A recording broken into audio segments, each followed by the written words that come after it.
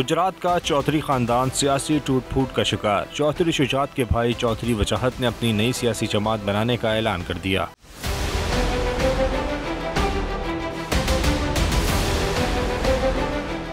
Media से गुफ्तगू में चौधरी वजाहत ने तारिक बशीर चीमा को उनके खानदान में दलाल की वजह करार दे दिया। तारिक बशीर चीमा तो उसका एक एहलकार है, वो तो आगे एक टूल के तौर पे है ना। ये साजिशी होते हैं, ये अपने आप को ज़ाया नहीं होने देते। उनका इल्ज़ाम था कि अफसोस है चौधरी शुजात का बेटा सरदारी से डॉलर मांग रहा है। ये हमारी खानदान पे एक दाग लग गया उसने कि चौधरी ज़हूरुल्लाह का पोता उस दिन सरदारी को कहता है कि मुझे भी कुछ डॉलर दे।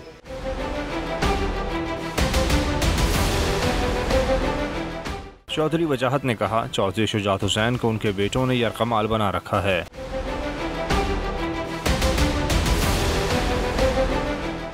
चौधरी वजाहत हुसैन मुस्लिम लीग काफ के बाकी रुकन कौमी असम्बली हुसैन इलाही के वालिद हैं। हुसैन इलाही ने भी 8 जून को काफ लीग छोड़ने का ऐलान किया था।